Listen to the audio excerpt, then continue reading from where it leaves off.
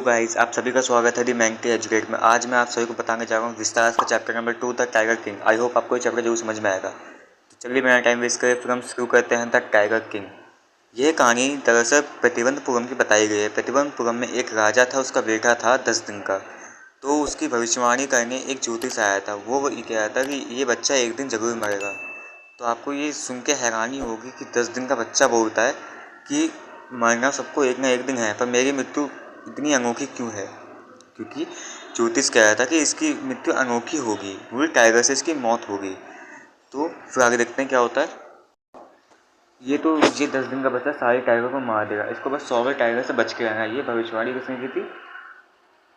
पंडित जी ने। ज्योतिष जो आया था उसने भविष्यवाणी करके बताया था। उसके बाद जो 10 दिन का बच्चा होता है वो 20 साल का हो जाता है। 20 साल का होने के बाद वो कहता है, वो मैं पंडित जी आपके सामने ये टाइगर पड़ा हुआ है। ज्योतिष जो होता है उसके सामने एक टाइगर उसको मार के दे दिया कि लो ये टाइगर मैंने मार के दे दिया। तो वो कहता है जब आप एक मार दोगे, 70 मार दोगे, 80 मार दोगे, जो आपका 100वां टाइगर होता है ना, जो 100 जो टाइगर होता है उससे आपको बच के रहना है। या तो आप उससे मारो या तो वो आपको जान से मार देगा, आपको उससे बच के रहना है। फिर देखते हैं क्या होता है। फिर पूरे राज्य में ऐलान कर दिया जाता है कि राजा के अलावा कोई भी टाइगर को नहीं मारेगा, और जिसने भी मारा उसकी सारी संपत्ति जब्त कर ली जाएगी, उसको खाने पीने को कुछ भी नहीं दिया जाएगा। इस ऐलान के बाद आगे देखते हैं। इस ऐलान के बाद, इस अनाउंसमेंट के बाद किसी ने भी टाइगर को मारने की कोशिश नहीं की, क्योंकि उनको संपत्ति जब्त करने का डर बैठा हुआ था। फिर एक ब्रिटिश हायर ऑफिसर आया था, उसने कहा था मैं प्रतिबंधपुरम में एक टाइगर मारने जा रहा हूँ। पर वहाँ के जो राजा थे उसने मना कर दिया कि आप यहाँ कोई टाइगर नहीं मार सकते, यहाँ पे सिर्फ एक ही मार सकता है, वो है द टाइगर किंग।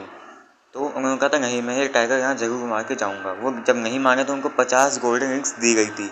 क्यों? क्योंकि वो नहीं मान रहे थे, इसीलिए उनकी वाइफ को दी गई थी 50 गोल्डन रिंग, मतलब 3 लाख रुपए उनको दिए गए थे। फिर वो कहते हैं ठीक है मैं यहाँ पे कोई टाइगर नहीं मारूंगा। तो वह जैसे ही वो लोग वहाँ से चले जाते हैं, फिर जैसे ही वो लोग वहाँ से जाते हैं तो राजा अपने जैसे तैसे राज्य में सारे टाइगर मार देता है। तो वो कहता है, राजा जो होता है, जो टाइगर मार रहा होता था टाइगर किंग, वो कहता है कि मैं अब उसी राज्य में शादी करूँगा जहाँ पे बहुत सारे टाइगर होंगे। फिर राजा ने ऐसा ही किया, वो उसी राज्य में उसने शादी की जहाँ बहुत सारे टाइगर थे। वहाँ पे जैसे तैसे इन्होंने 5-6 टाइगर मार के टोटल उन्होंने 99 टाइगर मार दिए थे। अब एक टाइगर बचा था, एक टाइगर वो कहीं उनको दिखाई नहीं दे रहा था। तो दीवान ये सोच रहा था कि अगर ये टाइगर इनको कहीं नहीं मिला तो इसका रिजल्ट बहुत बुरा होगा। इसी बात को टेंशन में लेके फिर राजा ने ये चीज़, राजा को भी टेंशन थी, दीवान को भी। तो दीवान ने फिर क्या किया, दीवान ने एक दूसरे शहर जाके एक टाइगर लेके आया, मतलब दूसरे गांव जाके एक टाइगर लेके आया। उसने उस टाइगर को फिर, मतलब राजा का जो निशाना था वो थोड़ा चूक गया था। दीवान जो था उसके जो राजा थे ना, उसका निशाना थोड़ा चूक गया था। तो राजा को लगा वो मर चुका है, तो राजा वहाँ से चला गया। फिर दीवान के साथ जितने भी सैनिक थे, फिर क्या किया, जैसे वो चूक गया उसका निशाना, तो वो मरा तो था नहीं, वहाँ पे टाइगर जो था वो मरा नहीं था।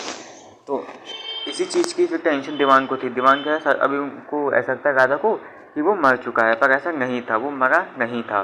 तो फिर राजा ने क्या किया, वहाँ से वो चला गया। फिर दीवान ने उसको जान से मार दिया, मतलब मारना किया था राजा को, पर राजा ने उसको सिर्फ बेहोश किया था, मारा नहीं था। टाइगर को जो था वो मारना राजा को था, लेकिन राजा ने ना मार के, मतलब राजा ने मारा उसको पर उसका निशाना थोड़ा चूक गया, तो वो सिर्फ बेहोश हो पाया था। तो राजा को लगा कि वो मर चुका है, पर ऐसा नहीं हुआ था। तो फिर दीवान थे जो वहाँ पे जितने लोग खड़े थे, राजा के जाने के बाद दीवान ने उसको मार के उसका जुलूस निकाल के, उसका मतलब शरीर का जितना खून था सब निकाल के उस ज़मीन के अंदर गाड़ दिया। ज़मीन के अंदर गाड़ने के बाद वह सभी लोग वहाँ से चले गए। उसके बाद जो राजा था उसका दुकान से एक टाइगर जो था ना वो खरीदा था, लकड़ी का बना हुआ। उसकी जो मूंछें थी ना थोड़ी नोकीली सी बनाई गई थी। तो वो क्या था, उसके हाथ में खरोच आ गई थी। मूंछें पूरा आप कह सकते हो, मुंह का सरफेस जो था पूरा वो चीज़ नुकीली सी थी, तो उसके हाथ में थोड़ी खरोच आ गई थी। तो क्या हुआ था, फिर जब खरोच आई तो राजा के हो गया हाथ में इन्फेक्शन में उन्होंने बहुत सारी दवाइयाँ खाई, बहुत सारे डॉक्टर्स को उनको दिखाया, पर वो बच नहीं पाए।